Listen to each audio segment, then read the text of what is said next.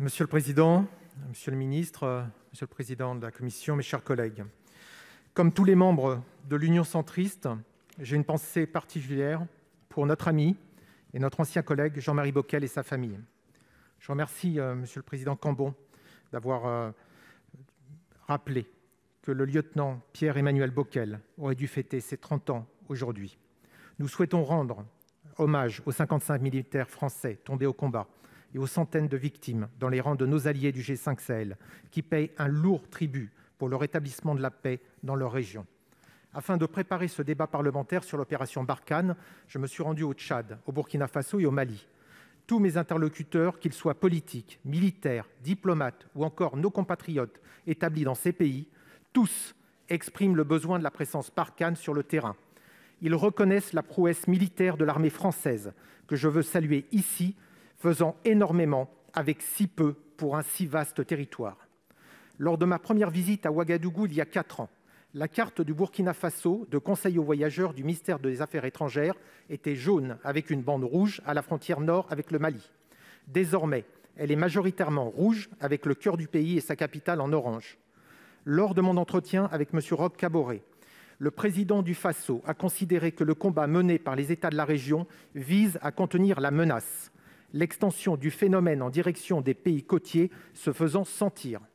La carte conseil aux voyageurs des pays côtiers, comme la Côte d'Ivoire, Bénin, Ghana, Togo, affiche actuellement la même couleur que le Burkina Faso il y a 4 ans.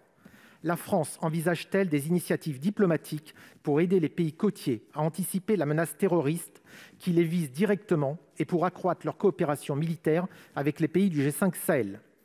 Le président de l'Assemblée nationale du Burkina, M. Alassane Bala Sakandé, m'a décrit son pays à l'image d'une digue. Pour que la digue tienne, il faut que l'économie tienne.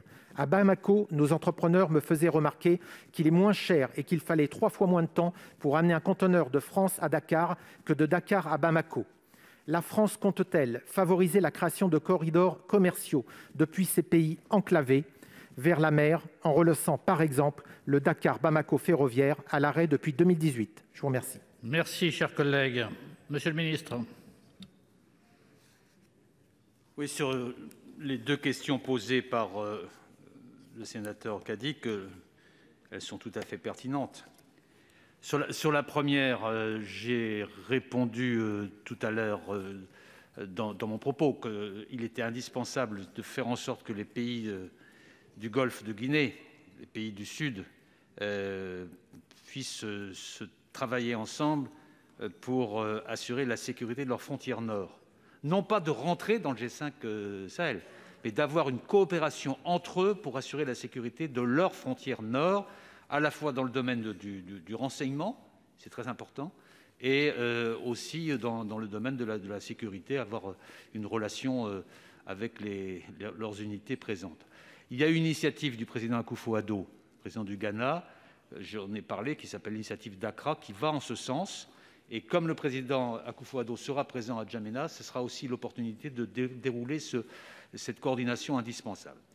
Et sur les infrastructures ferroviaires, c'est un vieux sujet africain. Et il y a des nécessités tellement évidentes de renforcer les liens ferroviaires entre les différents pays qu'on n'arrive pas à imaginer que ça ne soit pas encore mis en place. Je pense en particulier à Dakar-Bamako, mais pas uniquement. Il y a aussi Abidjan, Ouagadougou et au-delà, toute une série de projets qui ont eu lieu et qui sont aujourd'hui en stagnation. Le Dakar-Bamako, il est bloqué pour l'instant. Et donc, il nous faut trouver les moyens de mobilisation financière et puis d'équilibre financier pour assurer ce type de relance et éviter que ce soit d'autres qui le fassent à la place, entre autres, des Européens ou des Français. Merci, monsieur le ministre.